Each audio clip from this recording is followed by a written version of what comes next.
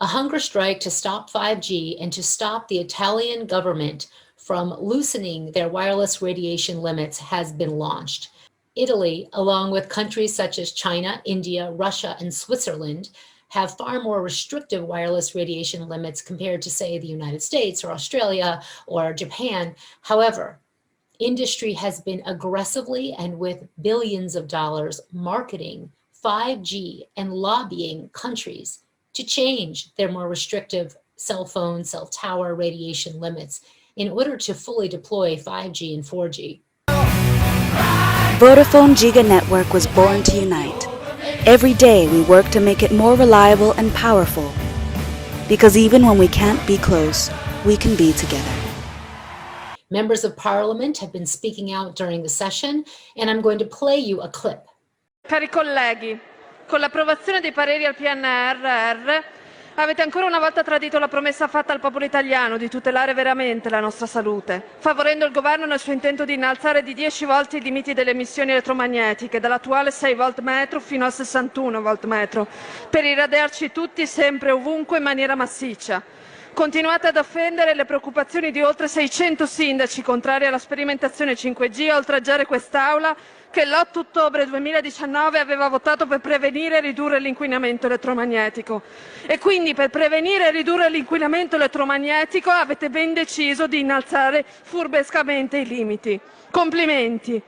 L'ordine arriva direttamente dall'ICNIRP, giudicato dai tribunali italiani in grave conflitto di interesse vicino alla Telco, che ignora gli effetti cronici e biologici gravi ampiamente documentati, mentre la Commissione europea e la IARC stanno rivalutando la cancerogenesi e la nocività delle radiofrequenze. Alleanza Italiana Stop 5G inizia oggi una catena solidale di sciopero della fame e staffetta alla quale aderisco, come civile protesta dei cittadini ostaggiati dalle vostre scellerate scelte antiscientifiche votate al sacrificio della vita umana. Italy has a very strong movement to stop 5G, and over 600 cities in Italy have passed resolutions to halt 5G until safety research has been completed.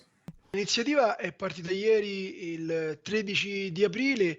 Ad oggi contiamo 75 aderenti su scala nazionale, sciopero della fame vero e proprio per mandare un segnale forte oltre che agli organi di informazione, ma soprattutto al Parlamento e al governo italiano, nella misura in cui recentemente la Commissione Poste e Telecomunicazioni ha approvato praticamente di voler innalzare di ben 10 volte il limite soglia di radiazione elettromagnetica, portando dall'attuale media dei 6 volt metro fino a un picco massimo di 61 volt metro. Questo per favorire il 5G, questo per favorire l'installazione di 1 milione di nuove antenne via terra. Ciao, sono Laura.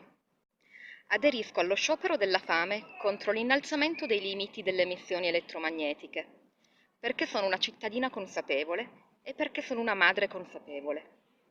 La mia intenzione è quella di proteggere i miei figli e di proteggere le generazioni future e anche le generazioni presenti, qui e ora.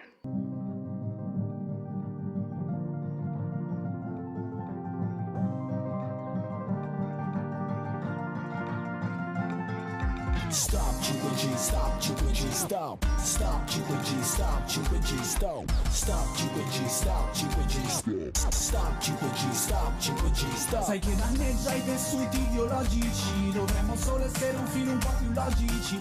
The well-respected Ramazzini Institute is based in Italy, and their research on rats found the same types of tumors in their studies that looked at levels of exposure that were comparable to cell tower or base station radiation, as was found in the US National Toxicology Program's $30 million study on rats, which also found brain tumors and tumors of the nerve sheath of the heart.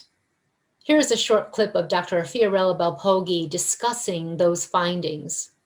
So what we found, so it was astonishing me, because I have to tell you the pure truth. We were in our lab and I was peer reviewing, that is my work, I am chief of pathology. I was peer reviewing the slides that my younger pathologists were bringing to me. And I started to see 1, 2, 3 of this uncommon tumor of the heart. really very, very rare in our strain. And these tumor of the heart are not of the muscle of the heart, but they are of the nervous cell that cover the internal part of the heart and transmit the signal to have the contraction. And the heart had also hyperplasia of this cell. We both observed the same results in the US and in my institute. It happened that in 2016, the National Toxicology Program made a press conference announcing that they have seen this strange tumor. I called on my staff and I told, my dear, we have trouble. There is a problem, a very strong problem, because I have seen that our rats in the first group, the high dose group, because we start from control group and then we continue with the other doses from the bigger to the lower, I have seen 3 of these tumors in 2 weeks in 120 animals. So it seems to me that it's too much to be regular. And we asked to the National Toxicology Program we finish all the review of all heart and all brain. So our study is not completed up to now. It is regarding only brain and heart that were the same tumors that they have observed, but it is the nervous system. So I asked her, please help me. I can't have the responsibility to bring at the attention of the world these results alone as Ramazzini Institute. We are 30 at the National Institute of Environmental Science, are 4,000. So you understand that is a big difference. And I went in the US with my luggage, with all the slides. We had a second opinion review of all slides, and 11 pathologists, the same that analyzed the slide of the National Toxicology Program, confirmed. And also some of the lesions were over-evaluated, that were hyperplasia to me, and they said, no, it is a tumor. So the results were published, and the publication is now available. This is the kind of tumor, as you see, is a very strange one. This is the heart of a rat, an American rat. So this is the pattern that they observed. This is an Italian rat, and we also performed a specific staining that make colors only for this kind of cell, that is the S100, and all our cases were positive for this staining. I was honored to speak during the 3-day marathon in Italy, and as well, Dr. Deborah Davis of Environmental Health Trust spoke about the science on 5G and on wireless radiation. An important study on 5G millimeter wave deployment for networks has been published in a technical journal of electrical engineers, an IEEE journal. And what these researchers did was take the current network in Austin, Texas, and show what the current exposures are from the towers that exist that are connecting 4G devices. You can see that in this image here. The next image shows you the dramatic increase in radiation that will take place if and when 5G is fully implemented in Austin, Texas. The researchers, who are themselves electrical engineers, say that the 5G mobile networks cannot yet be classified as safe because the exposures that are involved have the potential to harm the public. We at Environmental Health Trust are calling for a halt in the rollout of the 5G network, a moratorium, and we have proposed making wired connections to and through the premises as a way to avoid microwave wireless radiation throughout the urban environment, which is projected now. And as these engineers have concluded, this would result in levels that cannot be deemed safe. The Environmental Health Trust tracks not only the science, but also the different policies around the world. And you can go to our website at ehtrust.org to learn more about the over a dozen countries which have laws in place where they educate the community and families and people about wireless radiation and how to reduce exposure. And as well, they have policies in place to reduce exposure in schools, in communities, or many, like Italy, have much lower thresholds for allowable levels of cell tower radiation in communities. So when you step outside your door, what is the level of radiation that you are exposed to? Well, the limits of how much you can be exposed to differ depending on what country you're in. Numerous countries have cell tower network radio frequency radiation limits far more stringent than ICNIRP or the US FCC. Many governments measure and publish the levels of radio frequency radiation from cell tower base station networks online in a public place, such as a map online, or for example, if you are in France and you want to know what is the level of radio frequency radiation right outside the front door of my home, you go to your mayor, and because of a 2015 law, the mayor can get those measurements for you if they have not already been done. Countries which are compiling data, measuring the radio frequency radiation in communities, and posting that data include France, Spain, Austria, Greece, Turkey, India, Israel, Gibraltar, Belgium, Brussels, Switzerland, Bulgaria, Tunisia, Brazil, Malta, Bahrain, Hungary, Monaco, and French Polynesia. There are resolutions to halt 5G in numerous European cities, from the United Kingdom to France to Cyprus to Ireland to the 600 municipalities in Italy. In the United States, there are several cities that have passed resolutions to halt 5G. Hawaii County, Easton, Connecticut, Farragut, Tennessee, and most recently, Coconut Creek, Florida, adopted a resolution on 5G and radio frequency radiation. Hundreds of doctors are signing on to appeals to halt 5G, and that is because of the scientific evidence which exists, which is published, which shows adverse effects from levels of wireless, cell tower, cell phone radiation, which we are exposed to legally. The permissible levels for wireless radiation that many governments have adopted are simply not protective. They do not ensure our safety. And that is why Environmental Health Trust and scientists and doctors around the world are taking action on this issue to elevate the discussion, to showcase the scientific evidence, and to ensure that we have more protective policies in place to protect the public and to protect the future.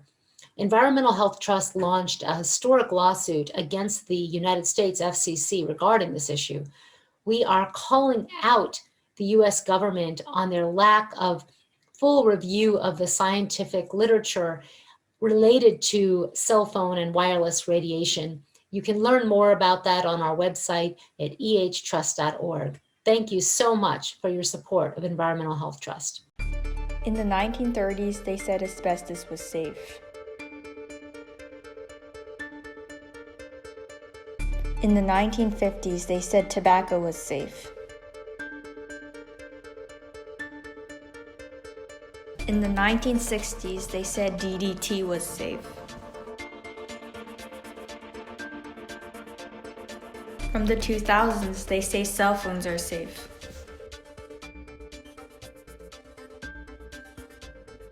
Today, they say 5G is safe.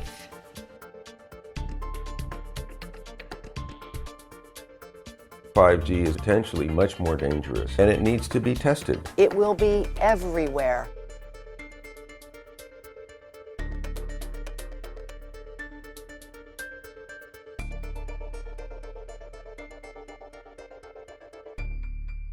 Did you know that cell phone, the one in your pocket, emits radio frequency radiation, as long as your phone's turned on, even if you're not talking or texting? The American Academy of Pediatrics in over a dozen countries recommends reducing children's exposure to wireless radiation. When using a cell phone, I always keep it away from my body. I use speakerphone or a headset like this. To stop microwave exposure, I put my phone on airplane mode and turn off Wi-Fi and Bluetooth function. I hold the phone at a distance and make sure it's not touching my body. Cell phones are not toys. Children's brains and bodies are still developing and are vulnerable to wireless radiation. Practice safe and responsible habits with yourself and your children. When using the computer, I always try to make sure my connection is corded, not wireless. Remember not to use your cell phone in the car. The phone works at higher power in metal surroundings and bounces around, increasing your family's radiation exposure. For their safety. For your safety. Because children are more vulnerable. Remind them. Remind yourself. To limit your microwave radiation exposures.